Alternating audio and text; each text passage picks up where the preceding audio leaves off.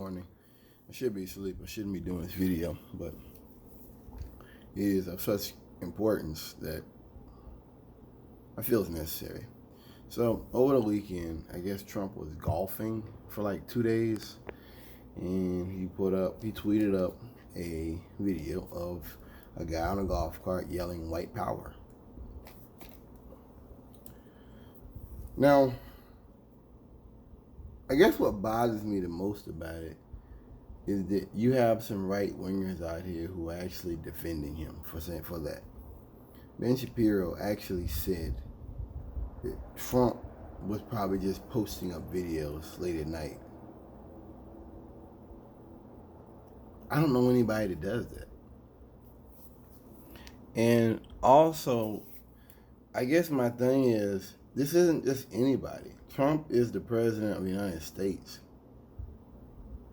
What he does, what he says, what he retweets is representative of his state of mind and of the policy path the U.S. government is attempting to proceed down.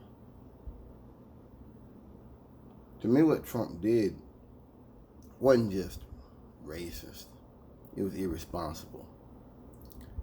And I just think about, what if Obama had done it? Like, what if Obama had put Black Power up? Like, what if he had done that?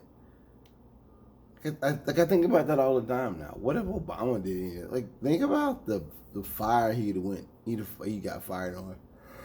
The fire he would quit.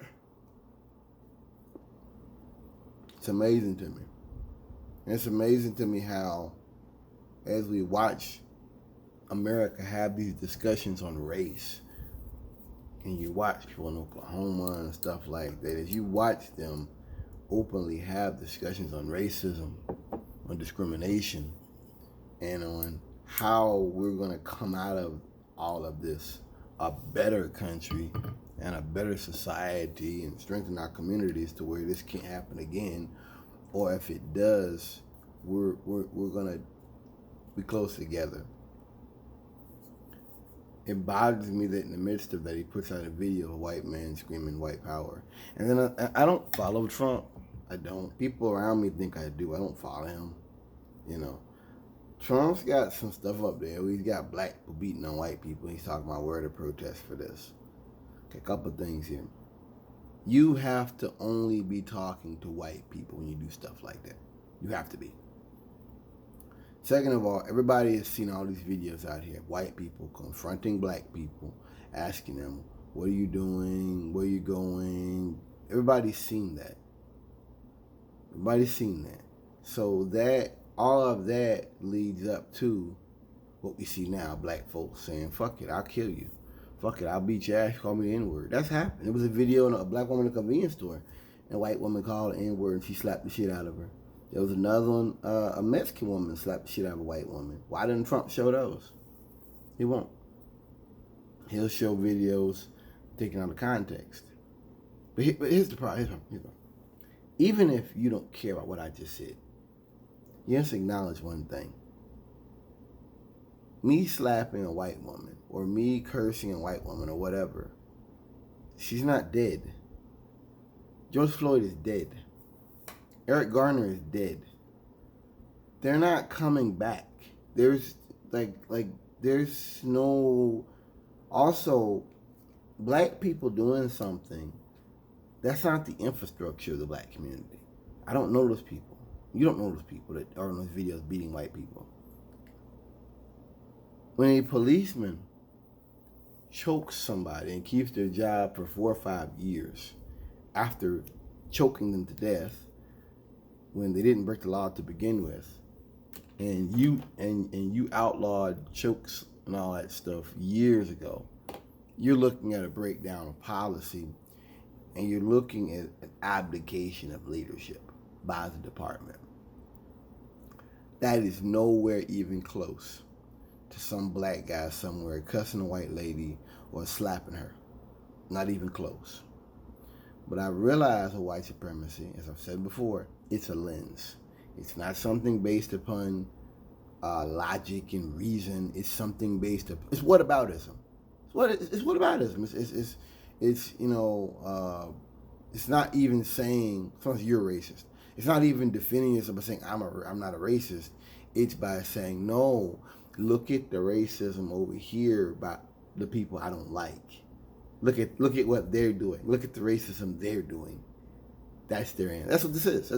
It's what about it. But it amazes me because we're looking at these protests. We're looking at people have these discussions, as I said earlier.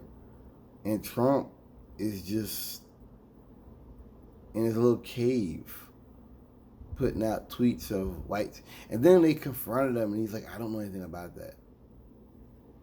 And now I'm learning he was on the golf course. And they couldn't get in contact with him for 4 hours. I don't know if that bothers me more than the tweet itself. That the president of the United States could not be reached for over 4 hours. Now, I don't believe Trump.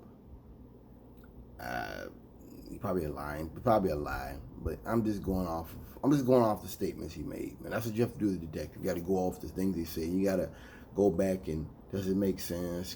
Disprove or prove it. I believe a lot of the tweets he puts out, he knows what he's doing. A lot of them. Yeah, I want to be clear. I'm not giving him a cop out. I believe a lot of the stuff he does, he knows what he's doing. But this tweet specifically, what disgusting. It was.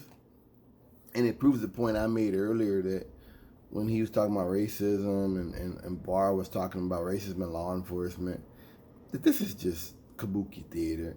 This is just something someone told him to say. It's like when he was talking about when his friends died. I don't believe that. I don't. I think that COVID-19, to go off for a second, there's a bit of it shows you the split in society, that you have white people that have health insurance and good health insurance.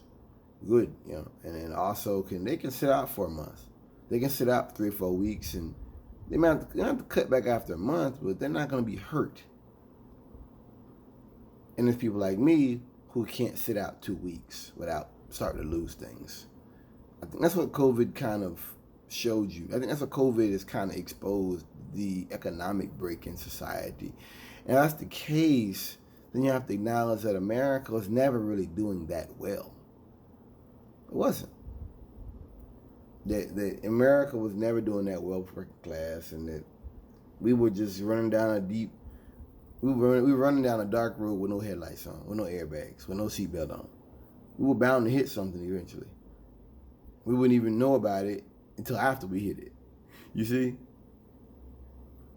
I think that we had to have Trump at some point. I think the Most High, I thank God that he's such a bumbling fool and an idiot that he does these kind of things that are just so blatantly racist and just so clearly out of touch with the rest of society. I thank God for that. I mean, it's like Trump is just, he's rough. He's very broad, he's very rough, he's very coarse. And I just, like Ben Shapiro and all that, they're kind of like, they're like venom. They attach and they're smooth and they can, Trump is just, they're like, encapsulating. They're a little bit more on the ball with it. It's amazing, because I don't watch Ben Shapiro, but it's amazing that he's responsible to say that Trump didn't watch the tweet. I mean, you're putting up tweets and you don't know what you're putting up. Like, that makes Trump sound stupid. You realize how dumb that makes Trump sound? The President of the United States is putting up tweets he himself has not watched. I don't do that on my Facebook. And I'm nobody. I don't do that. I go over what I'm looking at. I go over what I put out there because it represents me. Peace.